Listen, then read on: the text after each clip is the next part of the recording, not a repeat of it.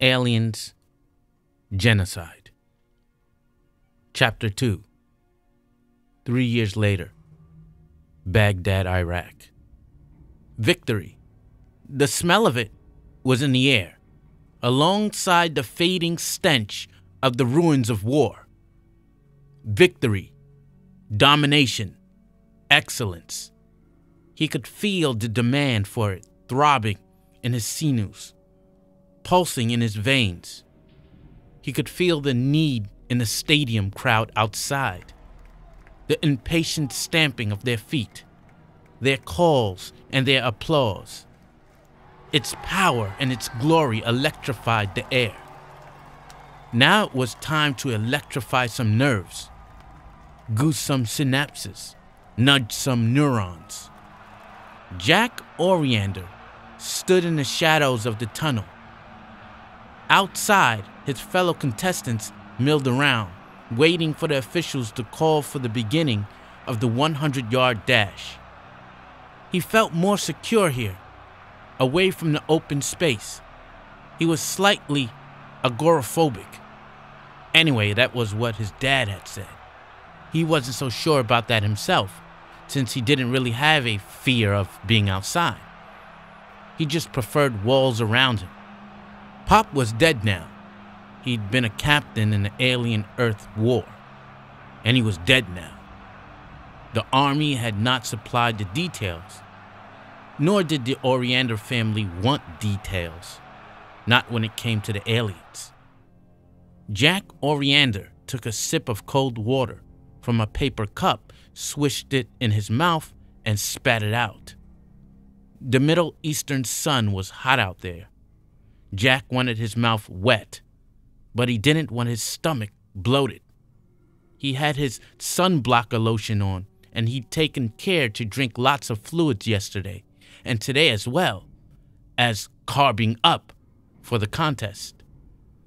At 20 years old, he was in absolutely peak condition. His muscles, trained and corn-fed in Iowa, sang with health and speed and proportion. He'd run track and field in junior high and high school, and now college at IOIU, now that these kinds of things were getting back on track. The Earth had lost some time, and so had Jack, because of the war and Reconstruction. But time didn't mean that much when you were young. There seemed lots of it behind you and lots of it ahead of you, even though you saw people older than you with bald heads and paunches and lines around their eyes. The idea that you'd be like that one day seemed absurd. Win today, grow old tomorrow, Coach Donnell had said, his eyes glaring down like lasers into Jack. We're counting on you, Jack, to put us on a map. That's what the graying, grizzled man said every day of the training. He got his message across in more ways than one. The tension in the air was thick. Jack's nerves seemed stretched as tight as violin strings. He knew that if he was going to get some help, he'd have to get it now. Around his waist was a light flesh-colored belt of synthetic material. Jack de-velcroed a pouch, pulled out a small bottle, a fresh one. Best of fresh, his mom had always said. And though Jack wasn't sure if that applied to this stuff, his obsessive-compulsive nature made him use a fresh bottle even though there was a half-full one in his luggage. Jack cracked open the safety seal and knocked out a pill. Hell, why not?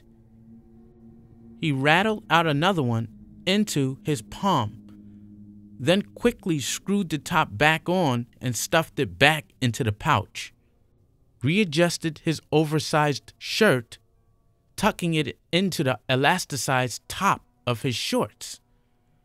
He looked down at the capsules. They were a deep green, seemingly embedded with silver sparkles. For a moment, he heard the old man's voice at the back of his head. Take it from me, Jack. You've got all the drugs you really need in you already. Learn to tap those first before you go for other ones. But he discounted it as he'd always done, listening to the voice of the coach instead. "Tell you what, Jack, you do what you gotta do to win." Jack slipped both capsules between his lips. He took the paper cup and used the small amount of water left to wash them down. Not too much. Didn't want to get too much moisture inside of him. Balance. That was the ticket. The old man was always keen on balance. Yin and yang. Now the old man was dead. So if what Jack swallowed tipped the scales a little to his favor, what did it matter? Xenozip. Street name. Fire. From Neo Farm. Great stuff. He'd been taking fire ever since it first came out. He'd asked the coach about it, and the guy had taken a few seconds to read the label. All natural ingredients. That was okay with the coach, just as long as there weren't any steroids in the mix. Not that the man had anything against steroids himself. Anything that could give you an extra edge was really okay by him. Judging committees were a lot more laissez-faire these days. Besides, it wasn't any worse than a couple of extra cups of coffee in the morning. That's what the ads implied anyway. He hadn't looked into it very closely. Jack immediately noticed that not only was he more alert and self-confident after swallowing one, his athletic abilities improved. Concentration, agility, coordination, all jumped into higher levels. Not only that, he felt better. Fire gave a little more zing, a little more oomph. The official line was that they made the stuff from alien Queen Mother Royal Jelly. Rumor had it that they used ground-up alien bodies from the war. Jack didn't care. He liked the stuff. The glow that it put on life's horizons was just the icing. What Jack liked was the edge it gave him in sports. Jack waited for the glow to start, listening to the sounds outside, peeking into the light, shading his eyes. The stadium was a spectacular tribute to the reconstruction of Earth. A wonder spawn of new technology and architecture. Lots of companies had tossed in contributions to build the thing, and not just demicreds. Bitcoin, a tubular confluence of lines and efficiency, of new and mighty alloys, centered around a traditional field. Wedding of the new and the old, blimps and Zeppelin-like hover cars hung in the sky, bristling with tracking devices and media sensor arrays. Field Humanitas was the name. And these competitions in which Jack Oriander participated had been dubbed the Goodwill Games. Now that the Olympics had been destroyed, along with much of old Earth, you had to start with something. After all, something to unite people, something to celebrate the new humanity, something to take civilized minds off the savage past, a sweeter conflict among nations, a good-natured competition among athletes. Jack Oriander leaned out into the sun a bit. He could smell the familiar humanity out there. He smelled the popcorn and the hot dogs, the spilled beer and the excitement in the air. He intended to be the center of that excitement now.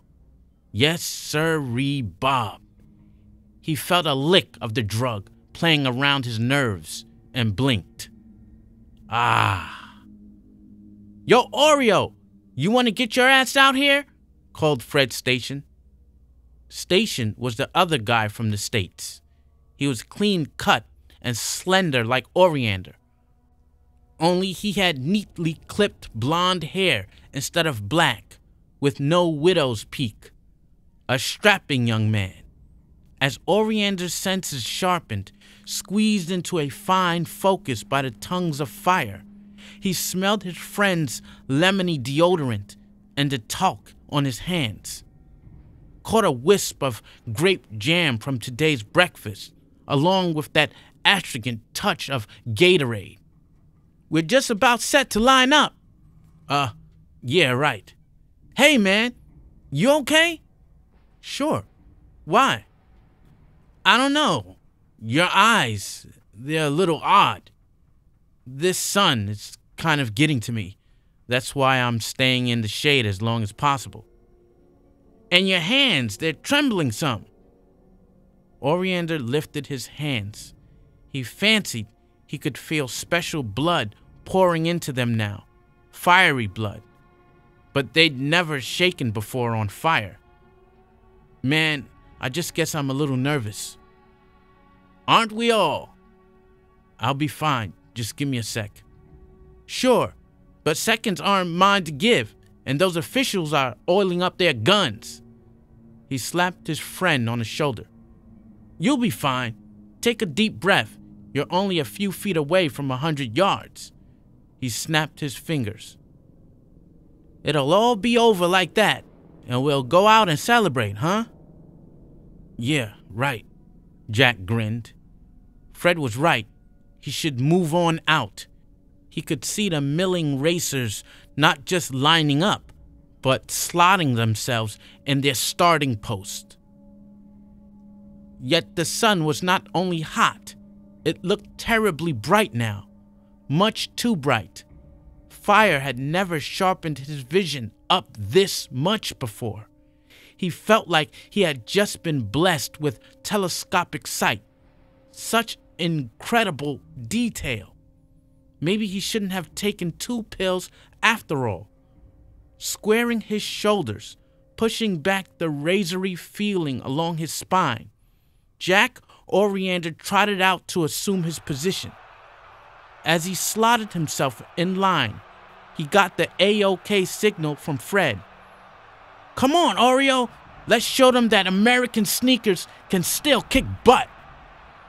Jack smiled and waved. He fitted his feet into the metal stirrups, leaned down onto his knuckles. A buzzing began to keen in his ear. Like an ant feeding back, he cocked his ear, waiting for the starting pistol. The finish line loomed ahead like a magnificent promise. Glory, achievement, winning. The crowd noise died down to a hush, but the keening in his ear grew to a roar. What was? The chemical rush hit Jack Oriander like the hammer of Thor. Molten energy poured into his muscles and lightning exploded from his brain. The signal pistol went off and his legs answered as though they'd been waiting for this moment their entire life. They pushed him forward, shooting him off like a bullet down a rifle chamber. Suddenly, he wasn't just Jack anymore. He could feel the atoms exploding in his sinews. He could feel cosmic power gushing through his entire being. He was God. The crowd went crazy. The PA system rumbled with the announcer's astonishment. Unbelievable! Jack Oriander of the USA is literally burning up the track! His face had grown a rictus of determination, and sweat burst from his brow in globules. His feet seemed to have grown wings. The air rushed past him like a wild river, and the determination to win inside his breast burst into white, hot brilliance. The yards streamed by in a flash. Jack Oriander crossed over the finish line, well ahead of the others, his feet a blur and his mind hot as an incandescent filament in a megawatt bowl. And Jack Oriander kept on going. The crowd in the stadium and the millions watching the race would never forget the close-ups. Jack Oriander's arms pumping, his legs slamming onto the turf outside the track like John Henry's sledgehammers, his eyes gazing into madness. The young athlete from Iowa did not seem satisfied in shaving off a solid 4 seconds from the world record for the 100-yard dash, as though eager to get on to yet another race, unseen by any but him. He lopped over the finish line, covering the distance between the edge of the track and the wall in a couple of blinks of the eye. Reason and sanity burned out in chemical conflagration in his cortex. He smashed through the corrugated plastic of the wall. Only the steel girder just beyond stopped his demented run. And the blood. The blood was everywhere. You can buy black market videos from media vultures. You can see shreds of skin and veins and hair torn from the speeding body and hanging from the edges of the shattered plastic wall in clumps of gore. You can see the twisted remains of the rest of the body, lying akimbo under the harsh glare like roadkill in a cleated tank run. And if you look closely in these tapes, you can see the medic take something from Oriander's blood-spattered pouch belt and tuck it into his own pocket. Xenozip.